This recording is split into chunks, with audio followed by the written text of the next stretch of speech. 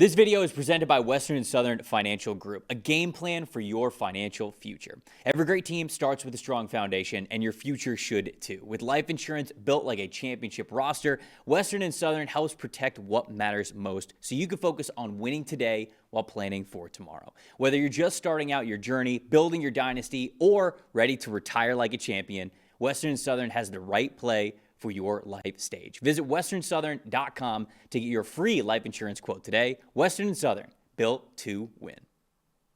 So we'll start with the NFC West. We're breaking down resolutions for every single team in the NFL. Now kicking off the NFC side of things, Arizona Cardinals. Moving on from Jonathan Gannon. So certainly nailing the head coach spot is a resolution to have, but anything else on top of that? It's the quarterback as well. I don't expect Kyler Murray to be back with this franchise. Nothing's obviously official until he does get cut or traded, but it seemed like things were not ending well there. Certainly the second half of the season with Jacoby Brissett finishing out the year. Kyler Murray possibly being healthy enough to play or not. There's some mystery surrounding that. Either way, figure out who's playing quarterback. Is it going to be Kyler Murray? Is it going to be another veteran? Could it just be another year of Jacoby Brissett and stalling while we build the rest of the team? They have a lot of issues on the right side of this offensive line. The running back situation needs to get figured out with James Conner coming off a major injury. And their defense, I don't think, made as much progress as they thought it would this season. So I think all around, there's a lot to fix on this team, but it is going to start with the quarterback question and who is going to, we think, succeed Kyler Murray at that spot. Yeah, especially because Kyler's got value, right? We're not talking about Russell Wilson. We're not talking about Tua Tagovailoa. Like Kyler's got value, and the only other question I would have is, would a new coach, whoever that may be, come in there and go, I just think Kyler played poorly under this old regime, Drew Petzing, and this offense, and could a different... that's the only scenario where he stays, where maybe a new offensive play caller goes, I think he could fit better in my offense. I wasn't saying the value thing for him to stay. I don't think he's staying. I was saying that you have things to figure out here because for those other contracts, you're cutting them. You're not trade. Tua's. I can't imagine that Tua's going to get traded. If he is, it's a lot of money that you're taking on just to do that trade. Maybe that's the case. But Kyler's a little bit different.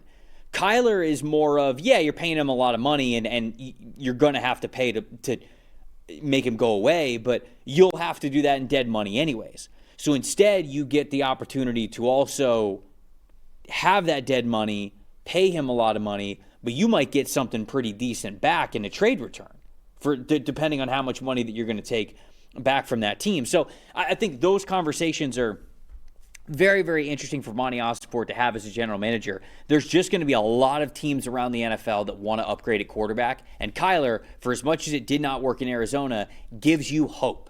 He gives you something to believe in. And I think that belief is valuable.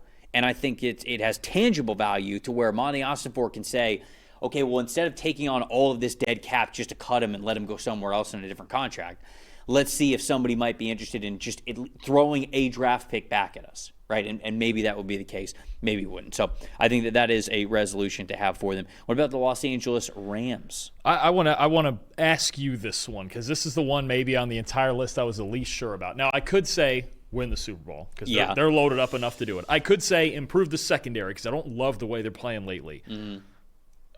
Where are we at? And obviously it depends on draft declarations. Where are we at and how urgently do we think this team needs to find a quarterback in waiting or on the chance that Matthew Stafford retires on an MVP-type season?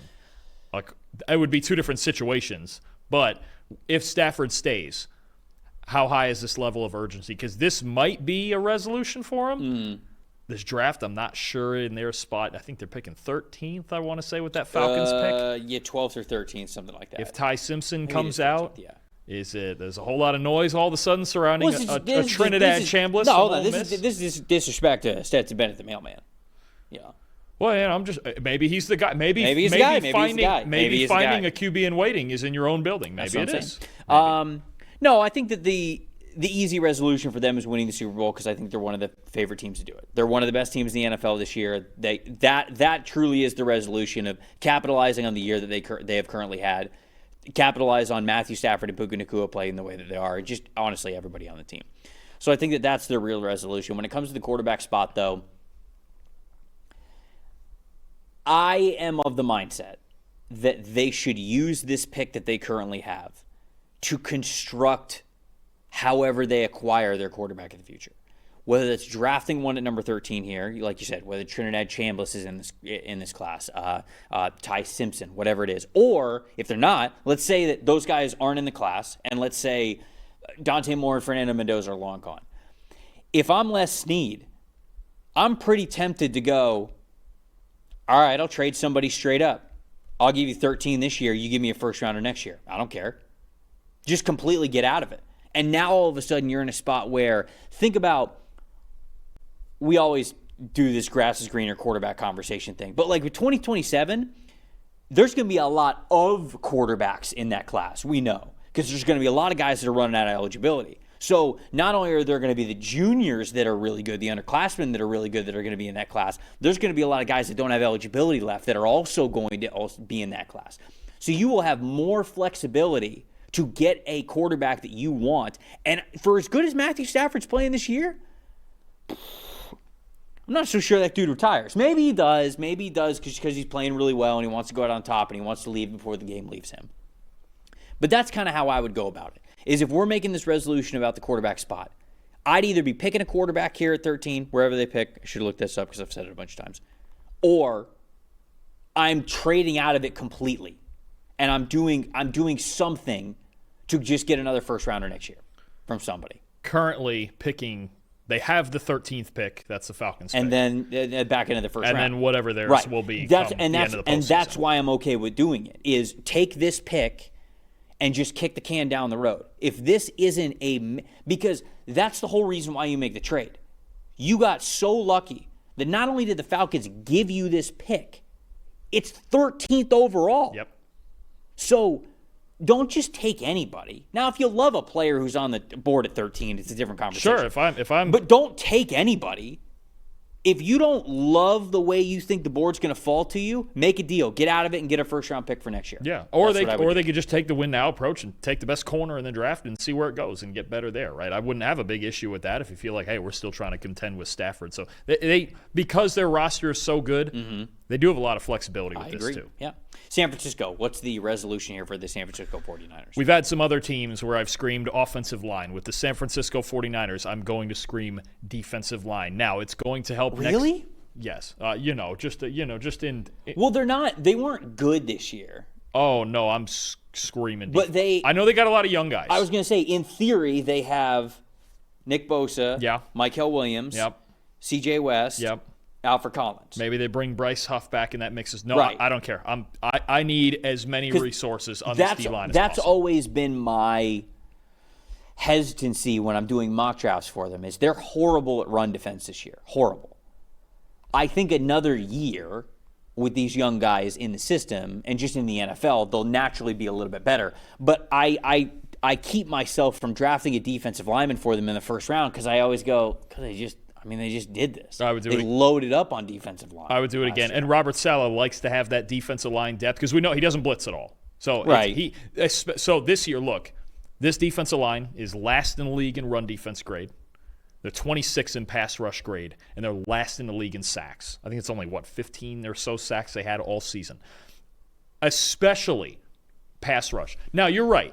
Alfred Collins, C.J. West, Mykel Williams, all those young guys. Can they develop into solid run defenders? Yes, because that's what they were in college. They were terrific run defenders. But even with all those guys, I need another pass rusher. Nick Bosa got hurt, and their pass rush completely disappeared.